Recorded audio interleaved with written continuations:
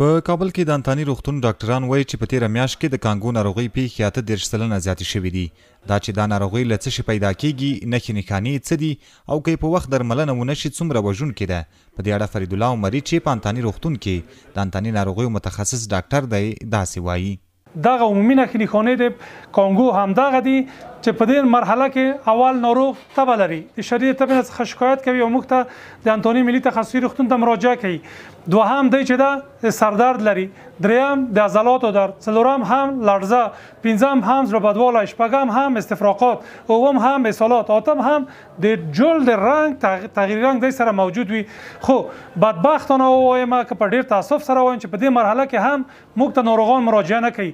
دریمه مرحله چې د وینې بهیدنې مرحله ده چې په دې کې د اپیستاکسس یا که په عوام اصطلاح وایي د پوزې څخه وینې راتلل، دې ترڅنګ په جلد کې هم وي، تحت الجلدي خونریزیګانې هم لري چې کله زموږ سره هغه نښې نښانې چې موږ مخکې بیان کړي دا سره پیدا کېږي، باید ژر تر ژره باید نږدې روغتیایي مرکز ته مراجعه وکړي. د ډاکټرانو په باور په کانګو ناروغۍ هغه خلک ډیر اخته کیږي چې د څارویو سره یې ډیر سروکار وي. په انتاني روغتون کې یو داسې څوک چې کلونه کیږي قصابي کوي اوس پر کانګو ناروغۍ اخته شوی دی. دیگه یک دفعه نمی حالت در جانم آمد نه کنکن مرا بیادر نه دیگه گروندر شدم. دا حالت په ناڅاپي ډول په ما راغی، نه کوم شي چې چلی یم او نه هم کوم بل څه، بس یوازې د ستوني درد راته پیدا شو. بیا یو ډاکټر ته ورغلم، هغه راته وویل چې ته باید وینه معاینه کړې. د وینې چیک مې چې وشو راته وویل شول چې ستا وینه کمه ده، باید بستر شي. دلته راته بیا ډاکټرانو ښې سپارښتنې وکړې چې باید د څارویو د ذبح کولو په وخت کې دستکشې ولري او ډیر احتیاط باید وکړي. ډاکټران د خیر یوسي، دلته زموږ ټولو ناروغانو ښه درملنه کیږي، وخت په وخت راځي ناروغان ګوري. ډاکټر فرید الله عمري وایي ټول څاروي هم پر کانګو اخته نه وي، خو دا چې په څارویو کې د یادې ناروغۍ تشخیص ستونزمن دی او له بلې خوا لوی اختر هم پر رسېدو دی او خلک په زیات اندازه څاروي اخلي، نو باید ټول خلک ځینو هغو سپارښتنو ته پاملرنه وکړي چې له کانګو ناروغۍ ځان ساتلی شي.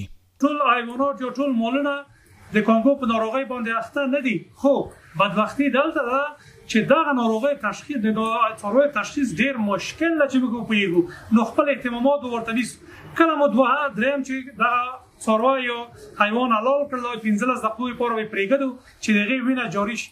وروسته له هغې څخه هغه وینه باید په کلور یا په صابون یا پوډر سره چې هغه جاري شوی په مځکه هغه باید پاکه شي یا خاورې پرې واچول شي او یا هم د اوبو په واسطه باندې پرېمینځل شي. او په بله مرحله کې چې کله مو څاروی پوست کړو د هغې څرمن هر څومره چې ژر کېږي هغه باید راټوله کړو، په یو پلاستیکي خلطه کې ګنډه کړو، ګوښې کېږدو. د کابل ښاروالۍ ویاند وایي چې دوی په کابل ښار کې د څارویو د پلور او ذبح کولو لپاره ځایونه ځانګړي کړي دي ترڅو ټول ښاریان په هغو مشخصو ځایونو کې څاروي واخلي. او دغه راز دی هم ویلي چې ټول ښاریان باید د څارویو له ذبح کولو وروسته د هغوی پاتې شونې او وینه یو لرې ځای ته یوسي یا یې په هغو کسبدانیو کې واچوي چې د کابل ښاروالۍ لخوا وخت په وخت پاکیږي. زمانی آغاز میشه بعضی قربانی صورت میگیره و کثافاتی که حاصل میشه از خود ذبح کله چې د قربانی وخت وي څاروي ذبح کیږي، خلک باید د ذبح شوو څارویو پاتې شونې په هغه کثافدانیو کې واچوي چې د کابل ښاروالۍ لخوا د ښار په بېلابېلو ځایونو کې ایښودل شوي دي.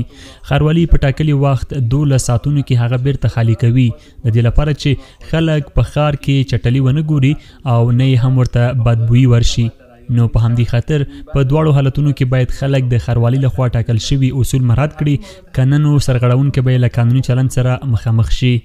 د کابل انتاني روغتون ډاکټران په داسې حال کې د کانګو ناروغۍ د زیاتېدو خبر ورکوي چې لوی اختر ته د ګوتو په شمار ورځې پاتې دي. د ډاکټرانو په باور که چیرته له څارویو سره سروکار لرونکي کسان له احتیاطه کار وانخلي نو ډیر احتمال شته چې پر کانګو د اخته کسانو په شمیر کې زیاتوالی راشي. عزت الله احمدزی CGTN پښتو، کابل.